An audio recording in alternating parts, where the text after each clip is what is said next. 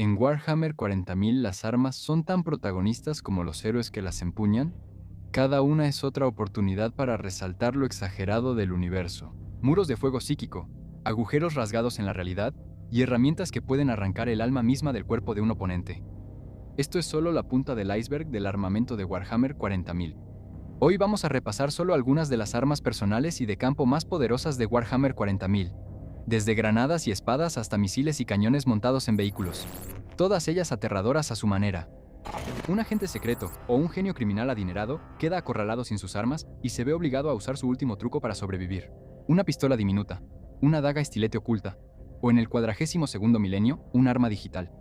Normalmente entregadas a agentes de la Inquisición o a la nobleza de alto rango, las armas digitales suelen estar ocultas dentro de anillos ornamentados, brazaletes u otras decoraciones que se llevan en las manos. Utilizando tecnología sofisticada de miniaturización de los simios, como los Huecar o Joquero armeros, cada arma digital es algún tipo de lanzador de láser, metal o plasma, y a veces los tres, utilizando una increíble cantidad de energía a quemarropa. Inevitablemente, esto significa que incluso un marine espacial podría acabar con un agujero de lado a lado si no detecta el peligro lo suficientemente rápido.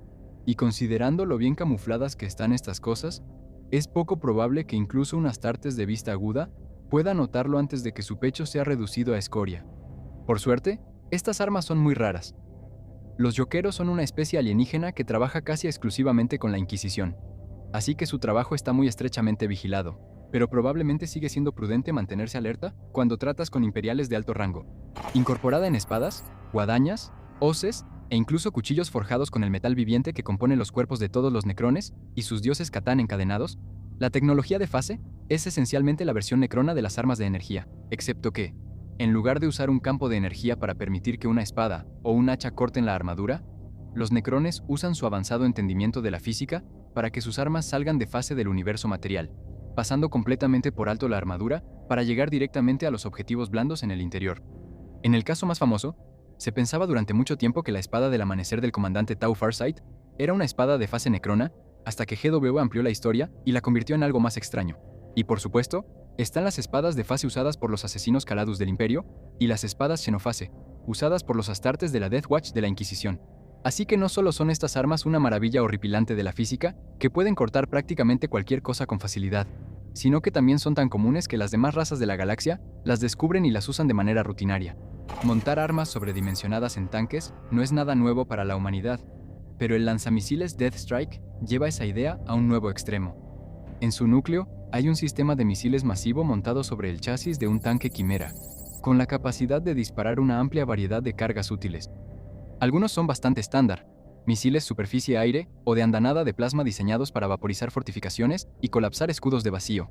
Sin embargo, otros son mucho más creativos y aterradores. El misil arpón atraviesa la armadura de un titán y luego usa sus propios sistemas en su contra, bloqueando sus extremidades, desactivando sus armas o incluso tomando el control de sus reactores. Los misiles fuego del alma desatan una tormenta de plasma concentrada lo suficientemente caliente como para convertir a los pequeños titanes en un charco hirviente. El misil estasis congela el tiempo mismo, atrapando regimientos enteros en pleno avance. Y luego está el misil vórtice, un arma que abre una grieta de disformidad, arrastrando todo lo que esté cerca de la detonación, gritando, hacia el reino del caos. Lo cual no debe confundirse con los misiles de disformidad, que se teletransportan directamente dentro del objetivo antes de detonar. Una vez lanzado, el espíritu lógico interno del misil elige su propia trayectoria de vuelo, ascendiendo a la atmósfera superior para observar el campo de batalla antes de lanzarse en picada hacia su víctima elegida. Incluso cuando falla, el Death Strike corrige su trayectoria, flotando a metros sobre el suelo mientras se acerca a su objetivo hasta que se le acaba el combustible o la misión se completa. Para enfatizar completamente lo exagerados que son estos misiles, el Administratum y el Adeptus Mechanicus tardan meses en preparar solo uno de ellos para ser desplegado. Se requiere mucho poder, trabajo y oración para usar estas armas, y solo el comando de Segmentum, que es el nivel más alto de mando dentro de la Guardia Imperial, puede autorizar el uso de un sistema Death Strike. E incluso entonces, los códigos de lanzamiento son guardados exclusivamente por los altos comisarios de mayor confianza. La espada de Abaddon el Saqueador no es una espada en realidad, es más bien un concepto. Conocida como Dracnion, el arma es un demonio consciente que cambia de forma y adopta la forma de quien la empuña en ese momento. En las manos de Abaddon, esa forma es un brutal mandoble a dos manos. Dracnion Es un demonio tan antiguo que se rumorea que fue creado a partir de uno de los conceptos más antiguos del universo, el acto de asesinar. No solo puede cortar armaduras, carne y huesos con facilidad, sino también las propias almas de sus víctimas. Luego absorbe esas almas, alimentando su hambre interminable y mostrando los rostros atormentados y gritando de esas víctimas a lo largo de su hoja cambiante. Draknion ya era una amenaza mucho antes de encontrarse con Abaddon, pero entra en contacto con el Imperio por primera vez durante la herejía de Horus.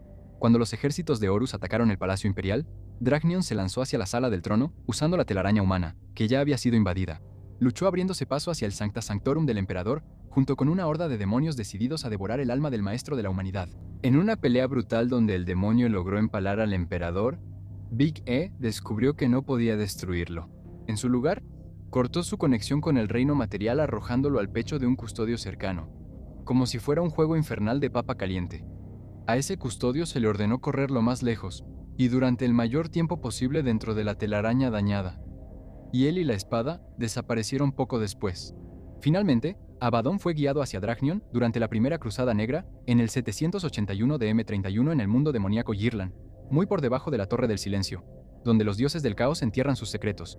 Lo que siguió no fue un duelo, sino una competencia de voluntad e identidad. El arma puso a prueba al aspirante a Señor de la Guerra para ver si podía encarnar el mismo acto de destrucción que representaba. Él ganó, y desde ese día, Draknion ha estado ligada a Abaddon, el arma elegida del caos indiviso. De manera similar a los necrones, los Eldari han existido durante tanto tiempo que han creado armamento verdaderamente aterrador. La mayoría gira en torno a sus habilidades psíquicas, pero las armas de distorsión juegan con la única cosa que todos en el universo de Warhammer 40.000 parecen no poder dejar en paz: la disformidad. Los cañones de distorsión o cañones D son la forma más común en que los enemigos de los Eldari experimentan esta tecnología. Normalmente montado en una plataforma flotante o en un vehículo, el cañón D funciona abriendo temporalmente un desgarro en la realidad, un agujero abierto hacia la disformidad que absorbe todos los objetos y criaturas cercanas. El método es sorprendentemente similar a cómo la mayoría de las naves estelares abren portales de disformidad para viajar a través de la galaxia, así que no solo es probable que el desafortunado objetivo de esta arma sea arrastrado a la dimensión infernal de la disformidad, sino que también existe la posibilidad de que termine depositado aleatoriamente en algún otro lugar de la galaxia. El espacio abierto, la órbita de alguna luna lejana, o incluso la ardiente corona de una estrella. Por supuesto, el efecto también causa mucho desgarro y desintegración en el objetivo, lo que significa que ni siquiera los vehículos están a salvo de un arma de distorsión. Pero el cañón D es solo la forma más básica de esta tecnología. No es muy diferente de las armas de vórtice imperiales que básicamente hacen lo mismo. Lo que hace diferente a la tecnología de distorsión Eldar está en sus otras aplicaciones. Las construcciones espectrales son básicamente los Dreadnoughts Eldari, objetos robustos y bípedos que son pilotados por guerreros muertos. Los Eldari usan piedras espirituales para lograr esto en lugar del cuerpo medio muerto de un marine espacial enojado como lo hace el Imperio. Pero básicamente es lo mismo. Excepto que las construcciones espectrales son todas conductoras psíquicas, lo que les permite usar el armamento de manera mucho más eficiente. Para empezar, tienen el cañón espectral, que es básicamente un cañón D, pero más preciso gracias al enfoque psíquico de la guardia espectral, que normalmente se ve usándolos. Pero lo que realmente estamos viendo aquí son las guadañas D. Estas funcionan de manera similar a otras armas de distorsión. Abren un agujero hacia la disformidad. Hasta aquí, todo normal. Pero lo que hace que la guadaña D destaque aquí es que está ajustada para no usar la ruptura en la realidad misma como arma. En cambio, dispara una ola de energía de disformidad invisible hacia el objetivo, forzando el alma de una criatura viva a salir de su cuerpo y entrar completamente en la disformidad, sin dañar lo físico. Esta arma se considera tan horrenda que solo los guerreros muertos de la Guardia Espectral o el cazador espectral Hemlock pueden usarla. Supongo que no es un crimen de guerra si son los muertos quienes lo hacen. La tecnología Darkstar de los Votann no solo es uno de los tipos de armas más poderosos en esta lista, también es una de las más misteriosas. Los clanes de las ligas de Votann extraen un metal especial llamado Mineral Darkstar en las zonas muertas galácticas. Podrían ser los corazones de estrellas muertas, fragmentos de núcleos estelares, o tal vez incluso pedazos de la disformidad misma flotando por el espacio. No lo sabemos, y si los Votann lo saben, no lo dicen. Lo que sí podemos decir con certeza es que las armas Darkstar son extrañas. En la práctica, funcionan muy parecido a las armas de energía normales. Están cubiertas por campos de energía brillantes que les permiten cortar casi cualquier material. La parte extraña es que incluso el corte más pequeño tiene la posibilidad de simplemente desactivar al objetivo. Los científicos del Mechanicum han estado trabajando horas extra en esto, así que escúchanos. Sea lo que sea el mineral Darkstar, parece imbuir las armas Votann con algo llamado campo de amortiguación universal. lo que significa que puede apagar funciones biológicas y mecánicas al contacto. Tanto los vehículos como las criaturas dejan de funcionar, y en el mejor de los casos, simplemente dejan de estar vivos, o de estar activos en el caso de las máquinas. Francamente, es más aterrador no saber por qué o cómo estas armas logran este efecto, pero la capacidad de simplemente apagar a una persona con un pequeño corte es increíblemente poderosa. Así que, ten cuidado con estos enanos espaciales. Los orcos son famosos por sus armas toscas, pero altamente destructivas, pero pocas de ellas son realmente tan extrañas como el Shock Attack Gun. Cuando se dispara, abre un pequeño agujero en la realidad, un portal negro giratorio que se extiende hacia la disformidad, comenzando en el tubo de alimentación y terminando aproximadamente en el cañón del arma. Nadie, especialmente los mechs, sabe exactamente cómo se logra esto, pero en realidad es posible que una criatura viva use este portal para viajar a través de la disformidad. Por supuesto, esto viene con un efecto secundario, que también es la razón por la que a los orcos les encanta usar estas cosas. Verás, la operación es simple y horrible. Los mechs cargan el cañón con mocosos, los pieles verdes más pequeños y prescindibles, activan los mecanismos de disparo del arma y los envían a través de la disformidad.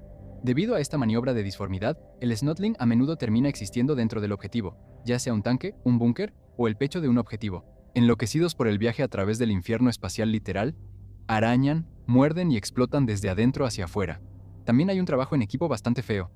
Los mechs grandes mantienen el artilugio funcionando, mientras hordas de enclenques reúnen a los Snotlings y los meten en cañones como si fueran ganado.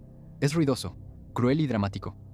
Todo lo que un arma orca debería ser. Mencionamos antes que los imperiales tienen armas de vórtice que son similares a las de distorsión de los Eldari, pero como siempre, la versión humana de esta tecnología es tan desquiciada que merece su propia entrada. Y para demostrar esto, vamos a enfocarnos en la granada de vórtice. Estas granadas son producidas por el Adeptus Mechanicus, y como otras armas de vórtice, crean un portal entre el espacio real y la disformidad al detonar. Pero aquí viene lo más loco. El vórtice normalmente no se cierra después de consumir a su objetivo. En cambio, se mueve por el campo de batalla comportándose de maneras impredecibles. A veces se encoge, crece, desaparece, o simplemente permanece en el mismo lugar durante largos periodos de tiempo. En el peor de los casos, incluso pueden dividirse en múltiples aberturas. Esto hace que las armas de vórtice imperial parezcan un intento desesperado en comparación con la versión más controlada de los Eldari. En el centro de cada nave mundo Eldari se encuentra un avatar de hierro, una parte del dios del asesinato, Kaine, y cada una de estas piezas va a la guerra con un arma de tal poder psíquico que solo los guerreros más fuertes podrían esperar enfrentarse a ella. Esta es la perdición lamentosa, un arma masiva que puede tomar diferentes formas dependiendo de la voluntad del avatar que la use. Muy a menudo, es una enorme gran espada llameante, pero también puede ser un hacha, una lanza, o realmente cualquier cosa que el dios asesino quiera que sea. Al igual que el cuerpo del avatar, el arma está hecha esencialmente de algún tipo de aleación de hierro.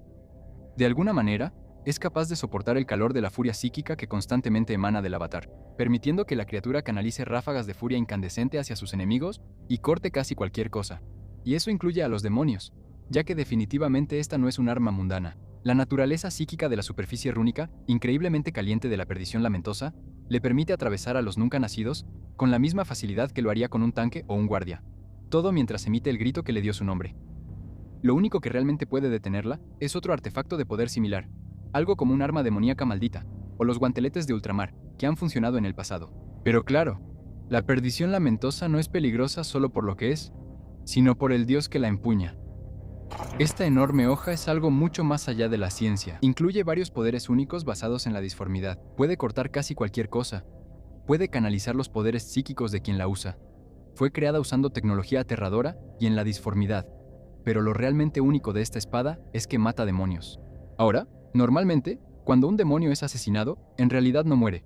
Solo regresa a la disformidad por un tiempo. Así que, cuando hemos dicho antes que un arma mata demonios, nos referimos a que es lo suficientemente fuerte como para atravesar su piel corrompida y herirlos lo suficiente para enviarlos de regreso. Esto no es lo que queremos decir cuando decimos que la espada del emperador mata demonios. Sin embargo, después de ser herido de muerte por Horus, la espada del emperador fue colocada en una vaina y descansó sobre sus rodillas hasta la 13ª Cruzada Negra. Fue durante esta guerra decisiva cuando Roboute Guilliman fue resucitado. Como primarca, Guilliman poseía un arsenal impresionante, y muchas de sus armas provenían de la era oscura de la tecnología, o eran de origen alienígena. Sin embargo, incluso su arma más poderosa palidece en comparación con la espada del emperador. Así que, cuando Guilliman habló con su padre en Terra, se fue empuñando su espada. Incluso en sus manos, la espada todavía irradia un pequeño eco del poder del emperador. Y cada vez que Guilliman lucha con ella, Puedes sentir la presencia de su padre guiándolo. Realmente hay tantas armas increíblemente poderosas en Warhammer 40.000 que podríamos hacer varias de estas discusiones. Y eso sin cambiar la escala. La mayoría son artefactos, por supuesto. Pero ¿cuáles son algunas de tus armas absurdamente poderosas favoritas en Warhammer 40.000? Se darán puntos extra a las más desquiciadas. Pero eso, no tenemos puntos para repartir. Bueno, siempre puedes hacerlo solo por diversión. Pero si quisieras algún incentivo, siempre podrías unirte a nosotros como miembro. Los iniciados mantienen las luces encendidas. Como hermano de batalla, obtienes acceso anticipado a nuestras discusiones. Y los maestros de capítulo tienen el honor de que su nombre aparezca aquí mismo mientras terminamos el episodio. Y siempre puedes apoyarnos dando like y suscribiéndote. Siempre es útil estar armado con más lore.